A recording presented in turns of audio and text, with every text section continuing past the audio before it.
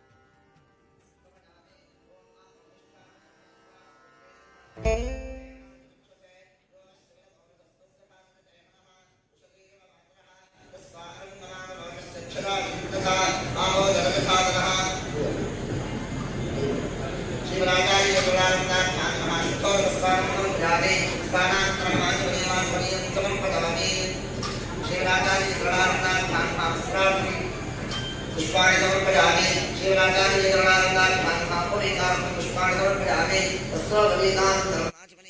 समर्पयामि शिवराचार्य चरणारविन्दान् आभरणार्थं पुष्पाणि समर्पयामि शिवराचार्य चरणारविन्दान् पुष्पाणि समर्पयामि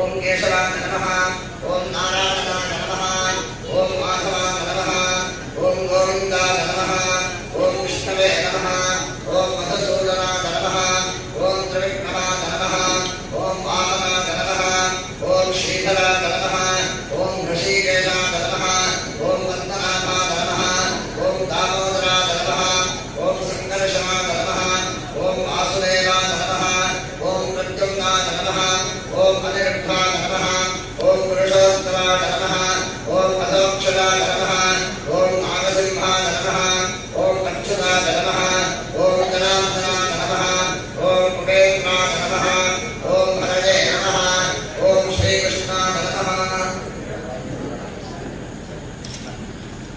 शिवराचार्य चरणारविन्दान् नमः नामपूजां समर्पयामि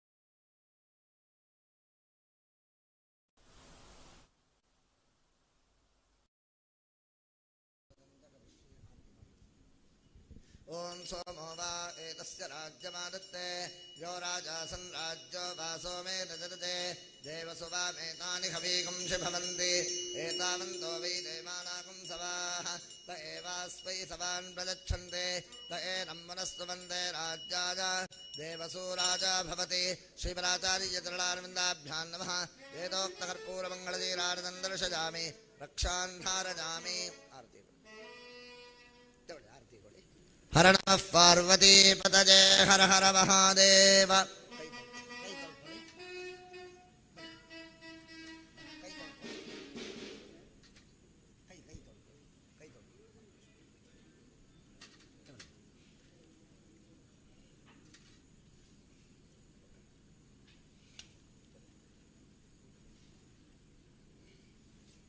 यो वेदादौ स्वरः प्रोक्तो वेदान्ते च प्रतिष्ठितः तस्य प्रकृतिरस्य च परस्य महेश्वरः ಶ್ರೀಪರಾಚಾರ್ಯಚರಣಾರವಿಂದಾಭ್ಯಾಂ ನಮಃ ವೇದೋಕ್ತಮಂತ್ರ ಪುಷ್ಪಾಂಜಲಿಂ ಸಮರ್ಪಯಾಮಿ ಅಲ್ಲೇ ಪ್ರದಕ್ಷಿಣೆ ಮಾಡಿ ಸಾಷ್ಟಾಂಗ ನಮಸ್ಕಾರ ಮಾಡಿ ಅನ್ಯಥಾ ಶರಣಂ ನಾಸ್ತಿ ತ್ವಮೇವ ಶರಣಂ ಮಮ ತಸ್ಮಾತ್ ಕಾರುಣ್ಯಭಾವೇನ ರಕ್ಷ ರಕ್ಷ ಜಗದ್ಗುರೋ ಶ್ರೀಪರಾಚಾರ್ಯಚರಣಾರವಿಂದಾಭ್ಯಾಂ ನಮಃ ಪ್ರದಕ್ಷಿಣ ನಮಸ್ಕಾರಾನ್ ಸಮರ್ಪಯಾಮಿ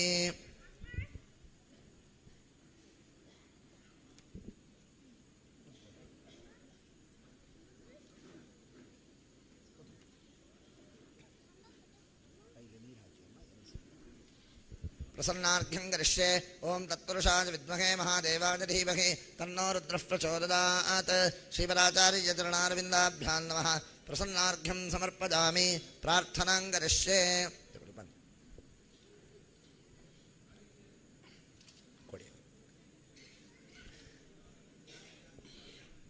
ಎಲ್ಲರೂ ಹೇಳಿ ವಿದ್ಯಾವಿನಯ ಸಂಪನ್ನಂ वीतरागं विवेकिनं वन्दे वेदान्ततत्त्वज्ञं विधुशेखर भारती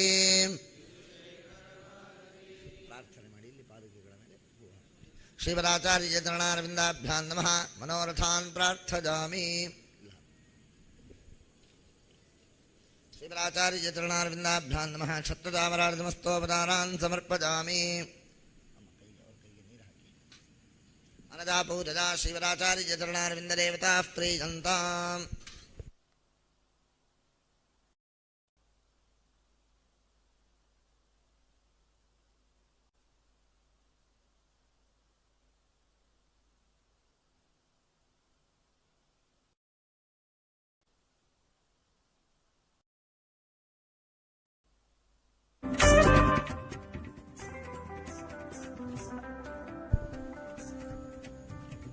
यो वेदादौ स्वरः प्रोक्तो वेदान्ते च प्रतिष्ठितः तस्य प्रगतिलीनस्य यः परस्य महेश्वरः ಸಿರಿಬಾಗಿಲು ವೆಂಕಪ್ಪಯ್ಯ ಸಾಂಸ್ಕೃತಿಕ ಪ್ರತಿಷ್ಠಾನದ ವತಿಯಿಂದ ಸಮರ್ಪಿಸಿದ ಗುರುಚರಣಾರವಿಂದ ಕಾಣಿಕೆ.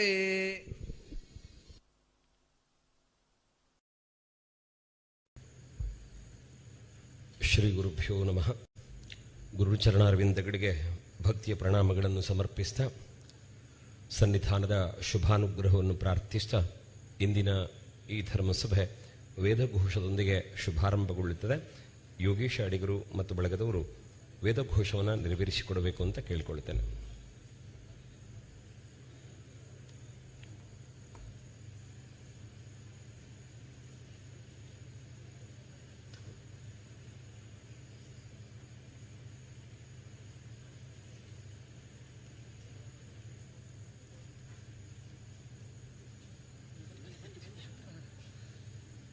ಶ್ರೀ ಗುರುಭ್ಯೋ ನಮಃ.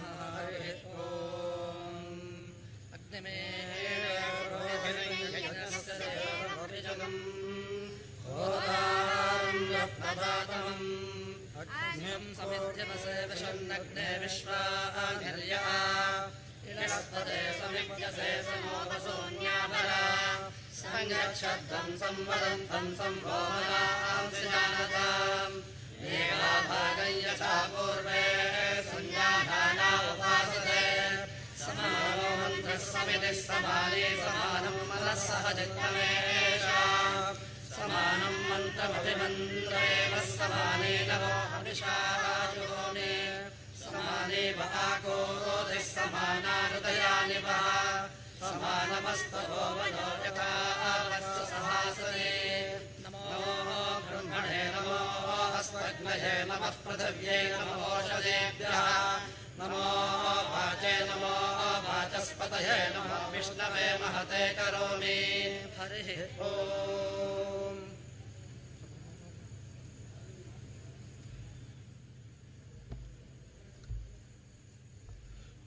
ಗುರುಚರಣಾರವಿಂದಗಳಿಗೆ ಭಕ್ತಿಯ ಪ್ರಣಾಮಗಳನ್ನು ಸಮರ್ಪಿಸಿ ಆಗಮಿಸಿರುವಂಥ ಎಲ್ಲ ಆಸ್ತಿಕ ಬಂಧುಗಳೇ, ಸಿರಿಬಾಗಿಲು ವೆಂಕಪ್ಪಯ್ಯ ಪ್ರತಿಷ್ಠಾನ ಯಕ್ಷಗಾನ ಕುರಿತಾದಂತಹ ಅಧ್ಯಯನ ಸಂಶೋಧನೆಗಾಗಿ ಮೈದಳೆದಂತಹ ಒಂದು ಸಂಸ್ಥೆ.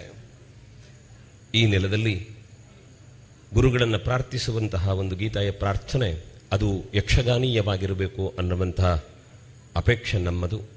ಇದೀಗ ಭಾಗವತರಾದಂತಹ ರಾಮಕೃಷ್ಣಮಯ್ಯರು ಗೀತಾ ಪ್ರಾರ್ಥನೆಯನ್ನು ಗುರು ಸನ್ನಿಧಾನಕ್ಕೆ ಸಮರ್ಪಿಸಬೇಕು ಅಂತ ವಿನಂತಿ ಮಾಡಿಕೊಳ್ಳುತ್ತಾ ಇದ್ದೇನೆ. ಇದೀಗ ರಾಮಕೃಷ್ಣಮಯ್ಯರಿಂದ ಯಕ್ಷಗಾನೀಯ ಪ್ರಾರ್ಥನೆ.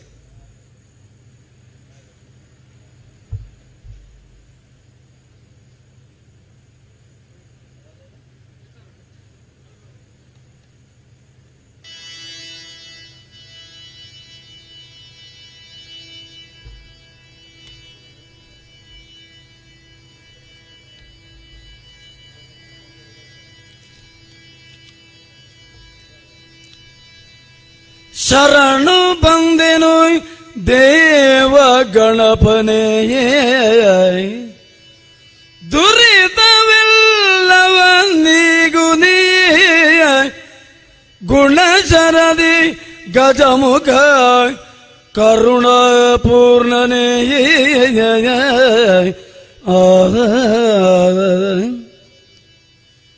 ಶ್ರೀ ಕೇಶವಾನಂದ ಭಾರತಿ ಸ್ಮೃತಿ ನಾಮದಿ ಕಲಾ ಮಂದಿರವ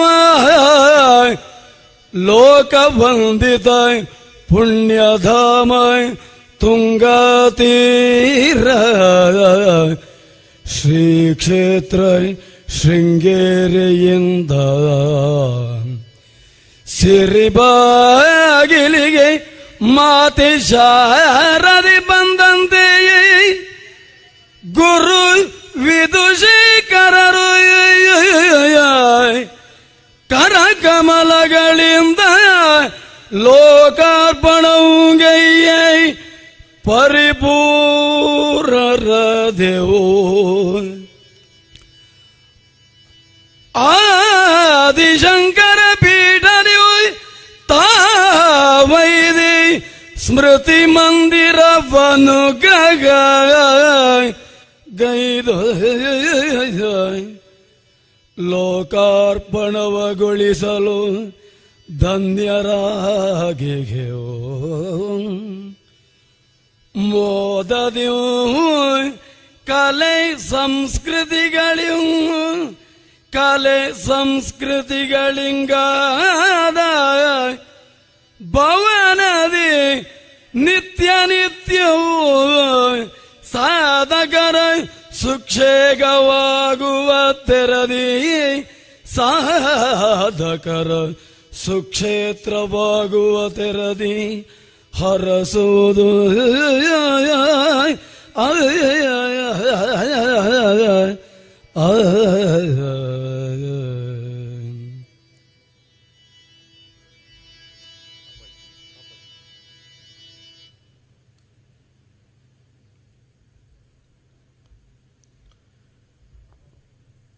ಆಸ್ತಿಕ ಬಂಧುಗಳೇ, ಗೀತಾ ಪ್ರಾರ್ಥನೆಯನ್ನು ಮಾಡುತ್ತಾ ಸಿರಿಬಾಗಿಲಿನ ಈ ನೆಲಕ್ಕೆ ಶೃಂಗೇರಿಯ ಶಾರದೆಯೇ ನಡೆತಂತೆಯಂತೆ ಪಾದ ಬೆಳೆಸಿ ನಮ್ಮನ್ನು ಅನುಗ್ರಹಿಸಿದ್ದೀರಿ ಅನ್ನುವ ಪ್ರಾರ್ಥನೆಯನ್ನು ಸನ್ನಿಧಾನಕ್ಕೆ ಸಮರ್ಪಿಸಿದ್ದಾಗಿದೆ.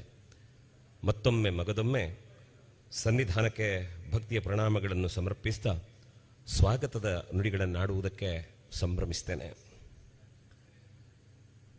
ನಮ್ಮಲ್ಲಿ ದೇವರ ಉತ್ಸವ ನಡೆದಾಗ ಅಂಬರ ಪಥಗಾಮಿಗಳಾದ ದೇವತೆಗಳನ್ನು ಧ್ವಜಾರೋಹಣ ಮಾಡಿ ಮಂತ್ರಘೋಷದ ಮೂಲಕ ಸ್ವಾಗತಿಸುವಂತಹ ಪರಂಪರೆ ನಮ್ಮನ್ನೆಲ್ಲದ್ದು. ಜಗದ್ಗುರುಗಳನ್ನು ಸ್ವಾಗತಿಸುವುದಕ್ಕೆ ನಮ್ಮಲ್ಲಿ ವೈಭವದ ಮೆರವಣಿಗೆಗಳಿಲ್ಲ, ಆಡಂಬರಗಳಿಲ್ಲ. ಬದಲಿಗೆ ದೇಹವೇ ಧ್ವಜವಾಗಿ, ಮಾತುಗಳೇ ಮಂತ್ರವಾಗಿ ಸನ್ನಿಧಾನವನ್ನು ಸ್ವಾಗತಿಸುವುದಕ್ಕಷ್ಟೇ ನಾವು ಶಕ್ತರು.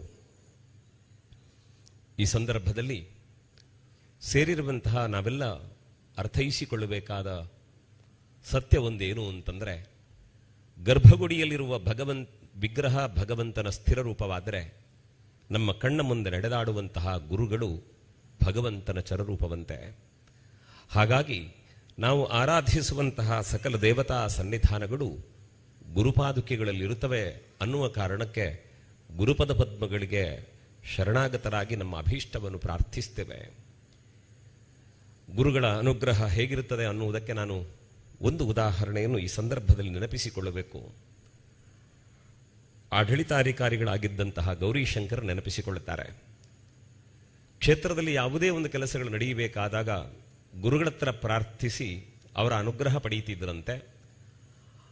ಆಮೇಲೆ ತೋರಣ ಗಣಪತಿಯ ಸನ್ನಿಧಾನದಲ್ಲಿ ಹೋಗಿ ಗುರುಗಳಿಂದ ಅನುಜ್ಞೆ ಪಡೆದು ಬಂದಿದ್ದೇನೆ, ಈ ಕಾರ್ಯವನ್ನು ಸಾಂಗವಾಗಿ ನಡೆಸಿಕೊಡಬೇಕು ಅಂತಂದಾಗ ತೋರಣ ಗಣಪತಿ ದೇವರು ಪ್ರಸಾದವನ್ನು ನೀಡುವುದರ ಮೂಲಕ ಅನುಮೋದನೆ ಕೊಡುತ್ತಿದ್ದರು ಅಂತ ಅವರೊಂದು ಮಾತನ್ನು ನೆನಪಿಸ್ತಾ ಇದ್ರು. ಹಾಗಾಗಿ ಗುರುಗಳ ಮಾತದು ದೇವರ ಮಾತಾಗುತ್ತದೆ ಅನ್ನುವುದನ್ನು ಈ ಒಂದು ಉದಾಹರಣೆಯ ಮೂಲಕ ನಾವು ಅರ್ಥೈಸಿಕೊಳ್ಳಬಹುದಾಗ್ತದೆ. ಇವತ್ತು ನಮ್ಮ ಸೌಭಾಗ್ಯ ಏನು ಅಂತ ಕೇಳಿದರೆ, ಯಕ್ಷ ಭಾರತಿ ನಲಿದಾಡುತ್ತಿರುವಂತಹ ಈ ನೆಲದಲ್ಲಿ ಪರಮಪೂಜ್ಯ ಜಗದ್ಗುರುಗಳಾದಂತಹ ಭಾರತೀ ತೀರ್ಥರ ಪ್ರಿಯ ಶಿಷ್ಯರಾದಂತಹ ಪರಮಪೂಜ್ಯರು ಈ ಕ್ಷೇತ್ರಕ್ಕೆ ಆಗಮಿಸಿದ್ದು ನಾವು ಸೌಭಾಗ್ಯ. ನಟಶೇಖರನ ಆರಾಧನೆಯ ಈ ಭೂಮಿಯಲ್ಲಿ ವಿಧುಶೇಖರ ಭಾರತಿ ಮಹಾಸ್ವಾಮಿಗಳವರ ಸಾನ್ನಿಧ್ಯವನ್ನು ಕಾಣುವುದು ನಮ್ಮ ಸೌಭಾಗ್ಯ. ಒಟ್ಟಿನಲ್ಲಿ ಯಕ್ಷಗಾನ ಪರಂಪರೆಯಲ್ಲಿ ನಿರಂತರವಾಗಿ ಕಲಾಸೇವೆಯನ್ನು ಮಾಡಿದ ಪುಣ್ಯದ ಫಲವಾಗಿ ಇವತ್ತು ಪರಮಪೂಜ್ಯ ಜಗದ್ಗುರುಗಳನ್ನು ಈ ನೆಲದಲ್ಲಿ ಕಾಣುವ ಭಾಗ್ಯ ನಮ್ಮದಾಯಿತು ಅಂತ ನಾನು ಭಾವಿಸ್ತೇನೆ. ಅದರ ಜೊತೆಗೆ ಅದಕ್ಕಿಂತ ಮಿಗಿಲಾದ ಸಂತೋಷ ಯಾವುದು ಅಂತಂದರೆ, ಮೊನ್ನೆ ನಮ್ಮ ಕುಂಭಾಷಿಯ ಶಂಕರ ಮಠದಲ್ಲಿ ಶಿಬಿರದಲ್ಲಿ ಭಾಗವಹಿಸಿದಂತಹ ವಿದ್ಯಾರ್ಥಿಗಳು ಯಕ್ಷನೃತ್ಯವನ್ನು ಮಾಡುತ್ತಾರೆ. ಆದರೆ ಜಗದ್ಗುರುಗಳ ಪದಮೂಲದಲ್ಲಿ ಕುಳಿತು ನಮ್ಮ ಆರಾಧನಾ ಕಲೆಯಾದಂತಹ ಯಕ್ಷಗಾನವನ್ನು ನೋಡುವ ಭಾಗ್ಯ ಆವತ್ತು ನಮಗೆ ಒದಗಿ ಬಂದದ್ದಾದರೆ, ಇವತ್ತು ಗುರು ಸಮ್ಮುಖದಲ್ಲಿ ಯಕ್ಷಗಾನೀಯವಾದಂತಹ ಪ್ರಾರ್ಥನೆಯನ್ನು ರಾಮಕೃಷ್ಣಮಯ್ಯರು ಮಾಡಿದ್ದಾರೆ. ಪ್ರತಿದಿನ ರಾತ್ರಿ ಆದರೆ ಧರ್ಮಸ್ಥಳದ ಮಂಜುನಾಥ ಸ್ವಾಮಿಯ ಧರ್ಮದೇವತೆಗಳ ಮಹಾಗಣಪತಿಯ ಸನ್ನಿಧಾನದಲ್ಲಿ ಆ ರಂಗಮಂಚವನ್ನೇರಿ ಭಾಗವತಿಗೆ ಮಾಡುತ್ತಾ ಇದ್ದ ಮಯ್ಯರು ಇವತ್ತು ಯಕ್ಷಗಾನೀಯ ಪ್ರಾರ್ಥನೆಯನ್ನು ನಡೆದಾಡುವ ಶಾರದೆಯ ಪದತಲಕ್ಕೆ ಸಮರ್ಪಿಸಿದ್ದಾರಲ್ಲ, ಇದನ್ನು ಕಾಣುವ ಭಾಗ್ಯ ನಮ್ಮದಾಯಿತು ಅನ್ನುವುದಕ್ಕೆ ನಮಗೆ ಮತ್ತಷ್ಟು ಸಂಭ್ರಮ. ಅದರ ಜೊತೆಗೆ ಅತ್ಯಂತ ಧನ್ಯತೆಯಿಂದ ಹೇಳಬೇಕು, ಈ ಸಭಾಭವನದ ಲೋಕಾರ್ಪಣೆಗೆ ಬಂದಂತಹ ಧರ್ಮಸ್ಥಳದ ಧರ್ಮಾಧಿಕಾರಿಗಳು ಡಾಕ್ಟರ್ ಡಿ ವೀರೇಂದ್ರ ಹೆಗ್ಗಡೆಯವರು ಇಲ್ಲೊಂದು ಬಿಲ್ವಪತ್ರೆಯ ಗಿಡವನ್ನು ನೆಟ್ಟು ಹೋಗಿದ್ರು ನೆನಪಿಗಾಗಿ. ಇವತ್ತು ಅದರಿಂದ ಆಯ್ದಂತಹ ಬಿಲ್ವಪತ್ರಗಳನ್ನು ಗುರುಪಾದುಕಾ ಪೂಜೆಗೆ ವಿನಿಯೋಗ ಮಾಡುವಂತಹ ಭಾಗ್ಯವು ನಮ್ಮದಾಯಿತು ಅನ್ನುವುದೇ ನಮ್ಮೆಲ್ಲರ ಬದುಕಿನ ಧನ್ಯತೆಯ ಕ್ಷಣ ಅಂತ ನಾನು ಭಾವಿಸ್ತೇನೆ. ಹಾಗಾಗಿ ಗುರುಚರಣಾರವಿಂದಗಳಲ್ಲಿ ಪ್ರಾರ್ಥನೆ ಇಷ್ಟೇ. ತಮ್ಮ ಆಗಮನದಿಂದ ಕ್ಷೇತ್ರ ಪಾವನವಾಗಿದೆ. ನಮ್ಮ ಬದುಕಿನ ಈ ಕ್ಷಣಗಳು ಧನ್ಯತೆಯ ಕ್ಷಣಗಳು ಅಂತ ಸಂಭ್ರಮಿಸ್ತೇವೆ. ಸನ್ನಿಧಾನದ ಅನುಗ್ರಹ ನಮ್ಮೆಲ್ಲರ ಮೇಲಿರಲಿ ಅನ್ನುವಂತಹ ಸಂಪ್ರಾರ್ಥನೆಯೊಂದಕ್ಕೆ ಲೋಕಕ್ಕೆ ಮಂಗಲವನ್ನು ಸನ್ನಿಧಾನದಿಂದ ಪ್ರಾರ್ಥಿಸ್ತಾ ಸೇರಿರುವ ಎಲ್ಲ ಆಸ್ತಿಕ ಮಹಾಜನತೆಯ ಪರವಾಗಿ ಭಕ್ತಿಪೂರ್ವಕ ಪ್ರಣಾಮಗಳೊಂದಿಗೆ ಸನ್ನಿಧಾನಕ್ಕೆ ಸ್ವಾಗತವನ್ನು ಬಯಸ್ತೇನೆ. ಅಂತೆಯೇ ಅವರಿವರೆನ್ನದೆ ಎಲ್ಲರೂ ನಾವು ಸೇರಿದ್ದು ಗುರುದರ್ಶನಕ್ಕೆ, ಗುರುಗಳ ಅನುಗ್ರಹ ಸಂದೇಶ ಶ್ರವಣಕ್ಕೆ. ಹಾಗಾಗಿ ಬಂದಿರುವಂತಹ ತಮ್ಮೆಲ್ಲರಿಗೂ ಕೂಡ ಗುರು ಸನ್ನಿಧಾನಕ್ಕೆ ಪ್ರತಿಷ್ಠಾನದ ಪರವಾಗಿ ರಾಮಕೃಷ್ಣಮಯ್ಯರು ಮತ್ತು ಅವರ ಕುಟುಂಬದ ಪರವಾಗಿ ತಮ್ಮೆಲ್ಲರನ್ನು ಆತ್ಮೀಯವಾಗಿ ಈ ಕಾರ್ಯಕ್ರಮಕ್ಕೆ ಸ್ವಾಗತಿಸ್ತೇನೆ. ಬಂಧುಗಳೇ, ಪ್ರತಿಷ್ಠಾನ ಶುಭಾರಂಭಗೊಂಡದ್ದು, ಅದು ಈವರೆಗೆ ಸಾಗಿ ಬಂದ ದಾರಿ. ಇವತ್ತು ಗುರುಗಳ ಆಗಮನದ ನಮ್ಮ ನಿರೀಕ್ಷೆ ಯಾಕಿತ್ತು, ಏನು ಅನ್ನೋದರ ಬಗ್ಗೆ ಪ್ರಾಸ್ತಾವಿಕವಾಗಿ 2 ಮಾತುಗಳನ್ನು ಆಡಬೇಕು. ರಾಮಕೃಷ್ಣಮಯ್ಯರು ಪ್ರಾಸ್ತಾವಿಕ ನುಡಿಗಳನ್ನು ಗುರುಚರಣಾರವಿಂದಗಳಿಗೆ ಸಮರ್ಪಿಸಬೇಕು ಅಂತ ನಾನು ವಿನಂತಿ ಮಾಡಿಕೊಳ್ಳುತ್ತೇನೆ.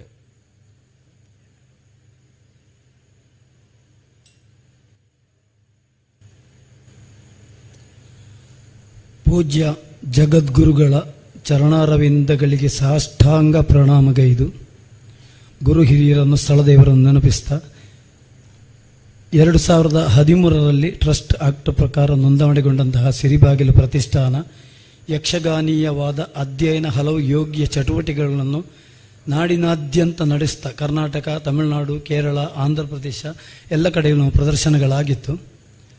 ಮುಂದೆ ವೆಂಕಪ್ಪಯ್ಯನವರ ಹೆಸರಿನಲ್ಲಿ ಸಾಂಸ್ಕೃತಿಕ ಭವನ ಬೇಕು ಎಂಬ ಸದುದ್ದೇಶದಿಂದ ಪರಮಪೂಜ್ಯ ಶ್ರೀ ಶ್ರೀ ಕೇಶವಾನಂದ ಭಾರತಿ ಶ್ರೀಪಾದಂಗಳವರೇ ಭಿನ್ನಯಿಸಿ ಅವರಿಂದ ಶಿಲಾನ್ಯಾಸಕ್ಕೆ ದಿನವನ್ನು ನಿಶ್ಚಯಿಸಿ ಹಲವಾರು ದೋಷಗಳಿತ್ತು. ಅದಕ್ಕೆಲ್ಲ ಪರಿಹಾರವನ್ನು ಆ ಗುರುಗಳೇ ನಮಗೆ ಮಾಡಿಸಿ ಶಿಲಾನ್ಯಾಸಕ್ಕೆ ದಿವಸವನ್ನು ಕೊಟ್ಟು ಅದೇ ದಿವಸ ಅವರು ಶಿಲಾನ್ಯಾಸವನ್ನು ಮಾಡಿದರು. ಅಂತಹ ಬ್ರಹ್ಮೈಕ್ಯ ಶ್ರೀ ಕೇಶವಾನಂದ ಭಾರತಿಗಳ ಸ್ಮೃತಿ ಮಂದಿರ ಎಂಬುದಾಗಿ ಈ ಭವನಕ್ಕೆ ಹೆಸರಿರಿಸಿದ್ದೇನೆ. ಯಕ್ಷಗಾನ ಕಲೆ, ಸಾಹಿತ್ಯ, ಕನ್ನಡ ಸಾಹಿತ್ಯ ಇತ್ಯಾದಿ ಉಳಿಯುವಲ್ಲಿ ಕಾಸರಗೋಡಿನಲ್ಲಿ ದೊಡ್ಡ ಕೊಡುಗೆ ನೀಡಿದ ಕ್ಷೇತ್ರ ಶ್ರೀ ಎಡನವೀಡು ಮಠ. ಹಾಗೆ ಅದೇ ಅವರ ಆದರ್ಶಗಳನ್ನು ನಾವೆಲ್ಲ ಪಾಲಿಸ್ತಾ ಇಂಥ ಒಂದು ಯಕ್ಷಗಾನ, ಸಾಂಸ್ಕೃತಿಕ, ಕನ್ನಡ ಸಾಹಿತ್ಯ ಪರ ಹಲವಾರು ಚಟುವಟಿಕೆಗಳನ್ನು ನಡೆಸುವರೆ ಈ ಸಾಂಸ್ಕೃತಿಕ ಭವನ ಮೀಸಲಾಗಿದೆ. ಪರಮಪೂಜ್ಯ ಜಗದ್ಗುರುಗಳ ಪಾದಸ್ಪರ್ಶದಿಂದ ಈ ಸಿರಿಬಾಗಿಲು ಊರು, ನಮ್ಮ ಕಾಸರಗೋಡು, ಈ ಸಾಂಸ್ಕೃತಿಕ ಪ್ರತಿಷ್ಠಾನ ಪುನೀತವಾಯಿತು ಎಂಬುದಾಗಿ ಹೇಳಿಕೊಳ್ಳುತ್ತಾ ನನ್ನ 2 ಮಾತಿಂದ ವಿರಮಿಸ್ತೇನೆ. ಪೂಜ್ಯರ ಪಾದಾರವಿಂದಕ್ಕೆ ಮತ್ತೊಮ್ಮೆ ಸಾಷ್ಟಾಂಗ ಪ್ರಣಾಮಗಳು.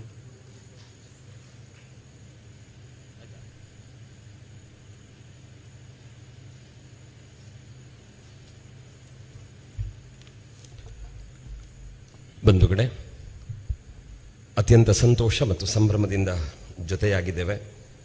ಗುರು ಸನ್ನಿಧಾನಕ್ಕೆ ಧನ್ಯವಾದವನ್ನು ಸಮರ್ಪಿಸಿ ನಾವು ಅನುಗ್ರಹ ಸಂದೇಶವನ್ನು ಕೇಳುವಂಥ ಹೊತ್ತು ತಮ್ಮೆಲ್ಲರಲ್ಲಿ ಪ್ರೀತಿಯ ವಿನಂತಿ ಏನು ಅಂತಂದರೆ, ನಮ್ಮ ಮೊಬೈಲ್ ಫೋನ್ಗಳನ್ನು ಮಾಧ್ಯಮದಲ್ಲಿ ಬರ್ತಾ ಇರುವ ಜಗದ್ಗುರುಗಳವರ ಸಂದೇಶವನ್ನು ನೋಡುವುದಕ್ಕೆ ನೀವು ಹೆಚ್ಚಾಗಿ ಬಳಸಿದರೆ ನಮ್ಮನ್ನು ನಾವು ತೆರೆದುಕೊಳ್ಳುತ್ತೇವೆ. ಗುರುಗಳು ಕೊಟ್ಟ ಉತ್ತರ ಭಾರತದವರು, ದಕ್ಷಿಣ ಭಾರತದವರು ಅನ್ನುವಂತಹ ಕತೆ ನೀವು ಕೇಳಿದರೆ ರೋಮಾಂಚನ ಅಂತ ಅನ್ನಿಸ್ತದೆ.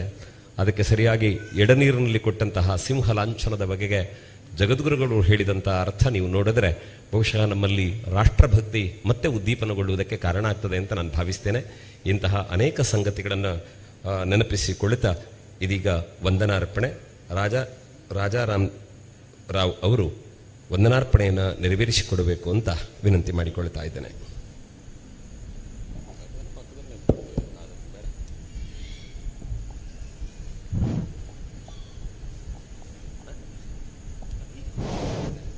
ಶ್ರುತಿಸ್ಮೃತಿಪುರಾಣಾನಾಂ ಆಲಯಂ ಕರುಣಾಲಯಂ ನಮಾಮಿ ಭಗವತ್ಪಾದಶಂಕರಂ ಲೋಕಶಂಕರಂ.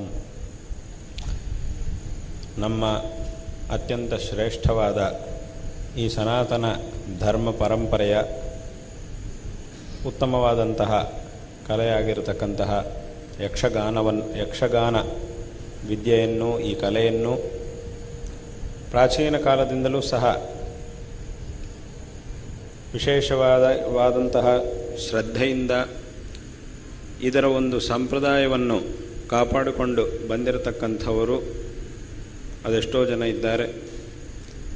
ಅವರೆಲ್ಲರೂ ಈ ಒಂದು ಪರಂಪರೆಯನ್ನು ಯಥಾವತ್ತಾಗಿ ಕಾಪಾಡಿಕೊಂಡು ಮುಂದುವರಿಸಿಕೊಂಡು ಆ ಒಂದು ಕಲೆಯ ನಿಯಮಗಳು, ಅದಕ್ಕೆ ಸಂಬಂಧಪಟ್ಟಂತಹ ಸಂಪ್ರದಾಯಗಳು ಇತ್ಯಾದಿಗಳನ್ನೆಲ್ಲವುದನ್ನೂ ಸಹ ಅದೇ ರೀತಿಯಾಗಿ ಯಥಾವತ್ತಾಗಿ ಮತ್ತು ಕಾಲಕಾಲಕ್ಕೆ ಇನ್ನಷ್ಟು ಉತ್ತಮವಾದಂತಹ ರೀತಿಯಲ್ಲಿ ಅದನ್ನು ಯೋಚನೆ ಮಾಡಿ ಪರಿವರ್ತನೆಗಳನ್ನು ಬೇಕಾದಂತಹ ಕೆಲವು ಪರಿವರ್ತನೆಗಳನ್ನು ಮಾಡುತ್ತಾ ವಿಶೇಷವಾಗಿ ಅಭಿವೃದ್ಧಿಪಡಿಸುತ್ತಾ ಬಲಪಡಿಸುತ್ತಾ ಬಂದಿದ್ದಾರೆ.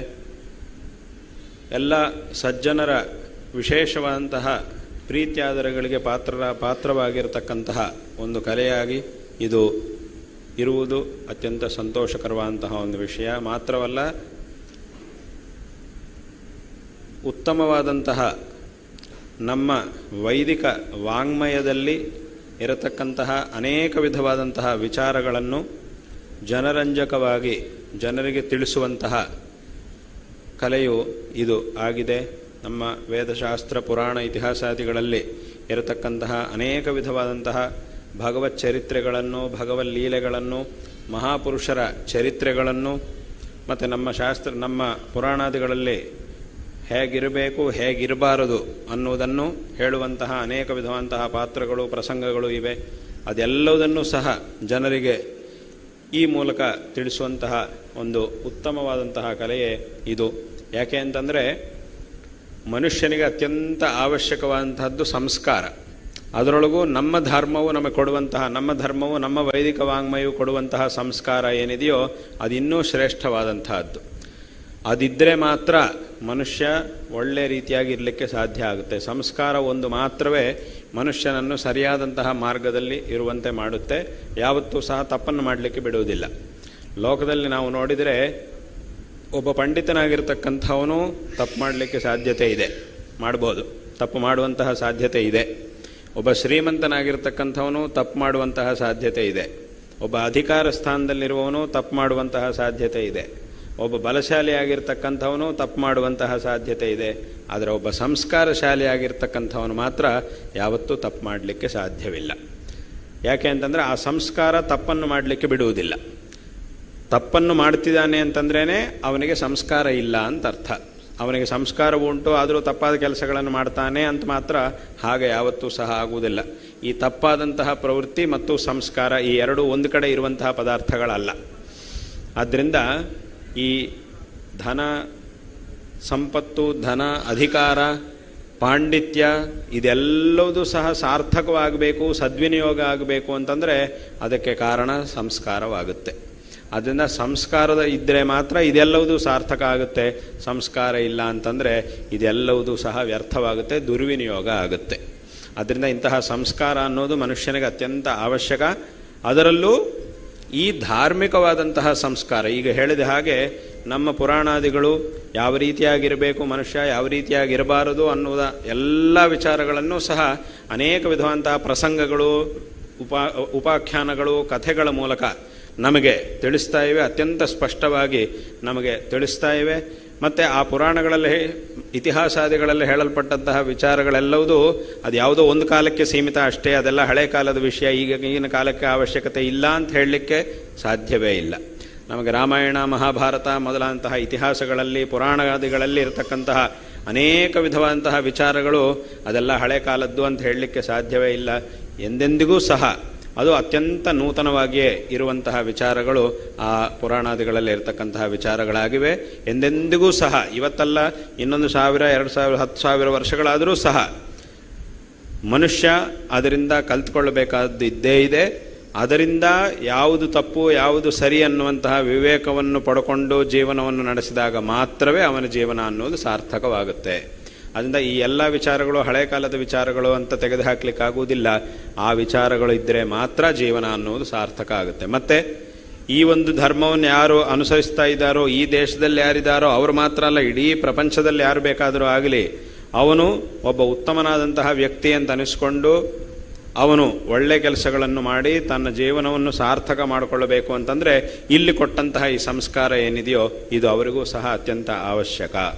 ಆದ್ದರಿಂದ ಇಂತಹ ಒಂದು ಜನರಿಗೆ ಅತ್ಯಂತ ಅವಶ್ಯಕವಾಗಿ ಬೇಕಾಗಿರತಕ್ಕಂತಹ ಒಂದು ಸಂಸ್ಕಾರವನ್ನು ಕೊಟ್ಟು ಜನರೆಲ್ಲರನ್ನೂ ಸಹ ಸರಿಯಾದಂತಹ ಮಾರ್ಗದಲ್ಲಿ ಚಿಕ್ಕ ವಯಸ್ಸಿನಿಂದಲೂ ಸಹ ಅಂತಹ ಒಂದು ಸಂಸ್ಕಾರವನ್ನು ಕೊಟ್ಟು, ಅದರಲ್ಲೂ ನಮ್ಮ ವೈದಿಕ ಸಂಸ್ಕಾರ, ನಮ್ಮ ಪರಂಪರೆಯಲ್ಲಿ ಹೇಳಲ್ಪಟ್ಟಂತಹ ಆ ಉತ್ತಮವಾದಂತಹ ಸಂಸ್ಕಾರವನ್ನು ಜನರಲ್ಲಿ ಬಾಲ್ಯಾವಸ್ಥೆಯಿಂದಲೇ ವಿಶೇಷವಾಗಿ ಬೆಳೆಯುವಂತೆ ಮಾಡಿ ಉತ್ತಮರಾದಂತಹ ಪ್ರಜೆಗಳನ್ನು ತಯಾರು ಮಾಡುವುದರಲ್ಲಿ ಈ ಒಂದು ಯಕ್ಷಗಾನ ಕಲೆಗೆ ಅಪಾರವಾದಂತಹ ಒಂದು ದೊಡ್ಡ ಸ್ಥಾನ ಇದೆ ಅಂತಂದರೆ ಇದರೊಳಗೆ ಏನೂ ಅತಿಶಯೋಕ್ತಿ ಇಲ್ಲ. ಎಷ್ಟೋ ಜನರು ಆ ಚಿಕ್ಕ ವಯಸ್ಸಿನಿಂದ ಇಂತಹ ಕಲೆಯನ್ನು ನೋಡ್ತಾ ಬೆಳೆದವರು ಯಾರಿದ್ದಾರೋ ಮತ್ತು ನಮ್ಮ ಪುರಾಣಾದಿಗಳಲ್ಲಿ ಇರತಕ್ಕಂತಹ ಉತ್ತಮವಾದಂತಹ ಕಥೆಗಳನ್ನು, ಆ ಪಾತ್ರಗಳನ್ನೆಲ್ಲ ತಿಳಿದು ಅದನ್ನೆಲ್ಲ ಪ್ರತ್ಯಕ್ಷವಾಗಿ ನೋಡ್ತಾ ಬೆಳೆದವರು ಯಾರಿದ್ದಾರೋ ಅವರೆಲ್ಲರೂ ಸಹ ಇವತ್ತಿನ ದಿವಸ ಒಳ್ಳೆಯ ಸಂಸ್ಕಾರವಂತರಾಗಿ ಉತ್ತಮವಾದಂತಹ ಸ್ಥಾನಗಳಲ್ಲಿದ್ದಾರೆ, ಸಮಾಜದಲ್ಲಿ ಅನೇಕ ಕಡೆಗಳಲ್ಲಿ ಇದ್ದಾರೆ. ಆದ್ದರಿಂದ ಅಂತಹ ಒಂದು ಉತ್ತಮವಾದಂತಹ ಕಲೆಯು ಇದನ್ನು ವಿಶೇಷವಾಗಿ ಕಾಪಾಡಿಕೊಳ್ಬೇಕಾದದ್ದು. ಮತ್ತು ಈ ಹಿಂದೆ ಯಾರು ಇದನ್ನು ಉಳಿಸಲಿಕ್ಕೆ ಬೆಳೆಸಲಿಕ್ಕೆ ವಿಶೇಷವಾದಂತಹ ಪ್ರಯತ್ನವನ್ನು ಮಾಡಿದ್ದಾರೋ ಅವರನ್ನೆಲ್ಲ ಸ್ಮರಿಸಬೇಕಾದದ್ದು.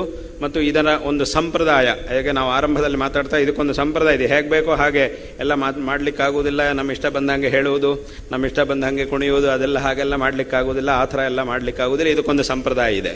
ಹೇಗೆ ಒಂದು ಸಂಗೀತ ಶಾಸ್ತ್ರ ಅಂತಂದರೆ ಅದಕ್ಕೊಂದು ಸಂಪ್ರದಾಯ, ವೇದಾಧ್ಯಯನ ಅಂತಂದರೆ ಅದಕ್ಕೊಂದು ಸಂಪ್ರದಾಯ, ಶಾಸ್ತ್ರಾಧ್ಯಯನ ಅಂದರೆ ಅದಕ್ಕೊಂದು ಸಂಪ್ರದಾಯ, ಸಂಗೀತ ಅಂತಂದರೆ ಅದಕ್ಕೊಂದು ಸಂಪ್ರದಾಯ, ಹೀಗೆ ಒಂದೊಂದು ನಾಟ್ಯ ಅಂತಂದರೆ ಅದಕ್ಕೊಂದು ಸಂಪ್ರದಾಯ, ಹೀಗೆ ಒಂದೊಂದಕ್ಕೂ ಒಂದೊಂದು ರೀತಿಯಾದಂತಹ ಸಂಪ್ರದಾಯವಿದೆಯೋ ಅದೇ ರೀತಿಯಾಗಿ ಈ ಒಂದು ಯಕ್ಷಗಾನಕ್ಕೂ ಸಹ ಒಂದು ಸಂಪ್ರದಾಯವಿದೆ. ಆ ವೇಷವನ್ನು ಯಾವ ರೀತಿಯಾಗಿ ಧರಿಸಬೇಕು, ಆ ಅಲಂಕಾರವನ್ನು ಯಾವ ರೀತಿಯಾಗಿ ಮಾಡಿಕೊಳ್ಳಬೇಕು, ಆ ಒಂದು ಇದಕ್ಕೆ ತಕ್ಕಂತೆ ಹೇಗೆ ಕುಣಿಯಬೇಕು ಇತ್ಯಾದಿಗಳನ್ನೆಲ್ಲ ನಾವು ಇದಕ್ಕೆ ನೋಡಬಹುದು, ಇದರಲ್ಲಿ ನಾವು ನೋಡಬಹುದು. ಅದಕ್ಕೆ ತಕ್ಕಂತೆ ಅದೆಲ್ಲವುದನ್ನು ಚೆನ್ನಾಗಿ ಕಲ್ತ್ಕೊಂಡಾಗ ಮಾತ್ರವೇ ಅದು ಸಾರ್ಥಕವಾಗುತ್ತೆ, ಚೆನ್ನಾಗಿ ನಾವು ನಡೆಸಲಿಕ್ಕೆ ಸಾಧ್ಯವಾಗುತ್ತೆ. ಅದಕ್ಕೆ ವಿಶೇಷವಾದಂತಹ ಒಂದು ಪರಿಶ್ರಮ ಬೇಕು. ಹಾಗಾಗಿ ಈ ಒಂದು ಪರಿಶ್ರಮದಂತೆ ಯಾರಿದನ್ನು ಬೆಳೆಸ್ಕೊಂಡು ಬಂದಿದ್ದಾರೋ ಅಂಥವರನ್ನು ಸಹ ಸ್ಮರಣೆ ಮಾಡಬೇಕಾದ್ದು ಮತ್ತು ಇದರ ಬಗ್ಗೆ ವಿಶೇಷವಾಗಿ ತಿಳ್ಕೊಳ್ಬೇಕಾದ್ದು ಸಹ ಅತ್ಯಂತ ಅವಶ್ಯಕವಾದಂತಹ ಒಂದು ವಿಚಾರವಾಗಿದೆ.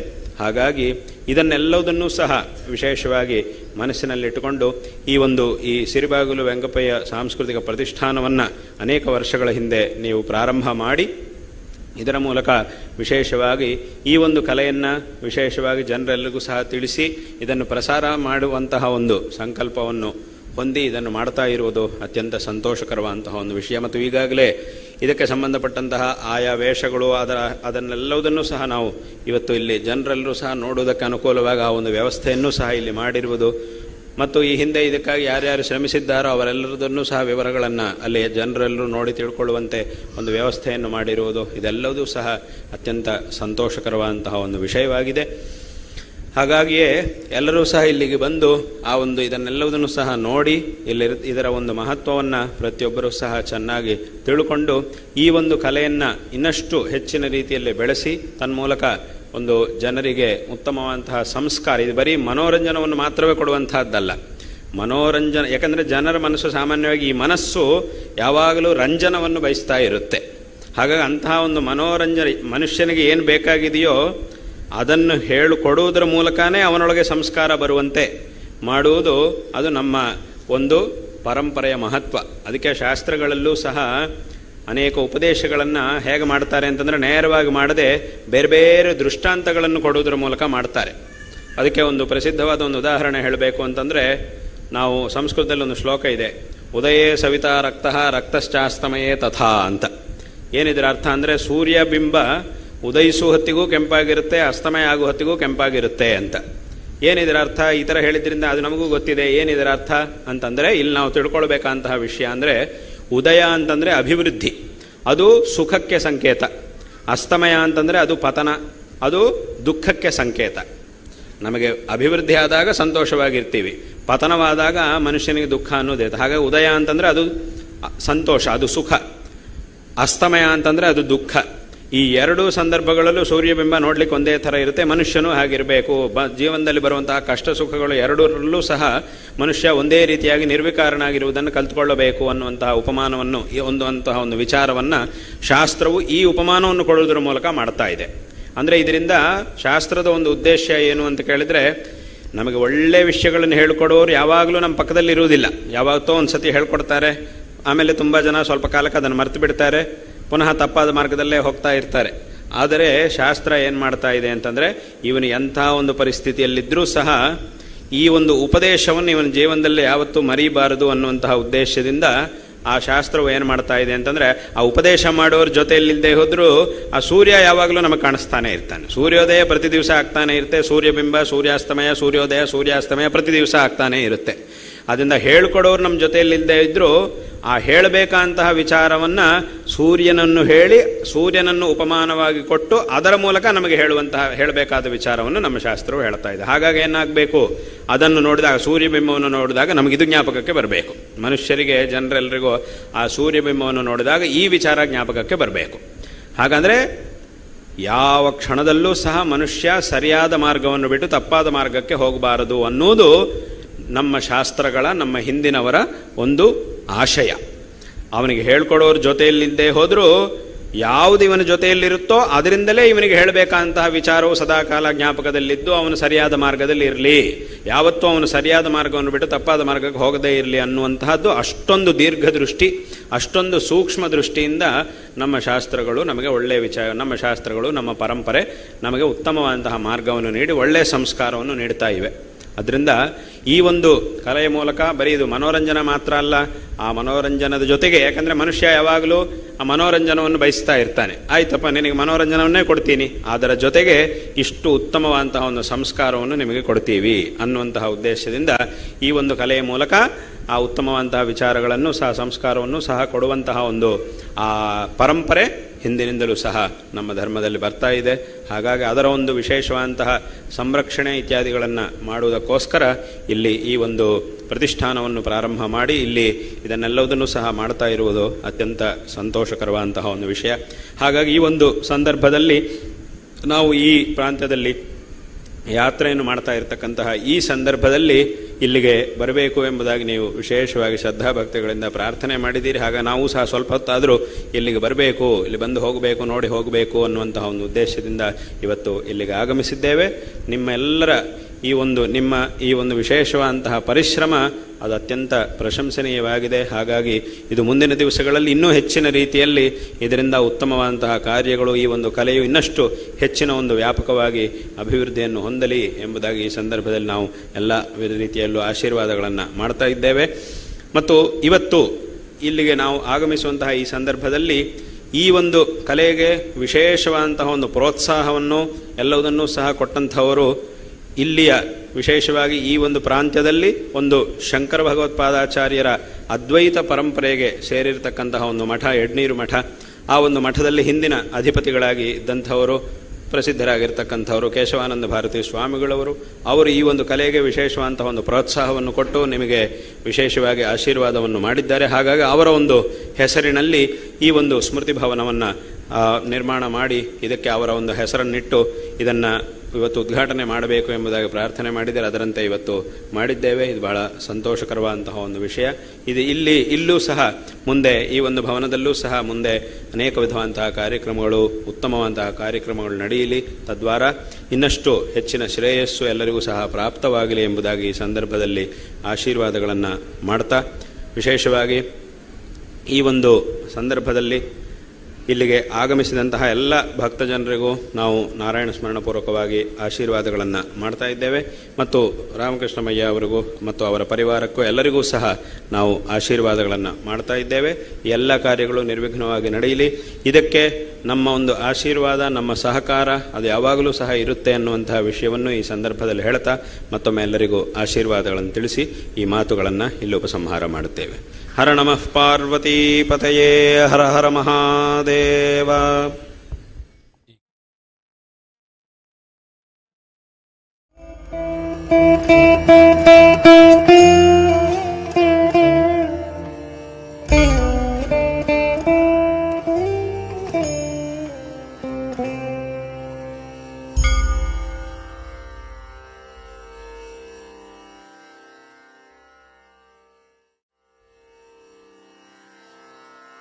Hey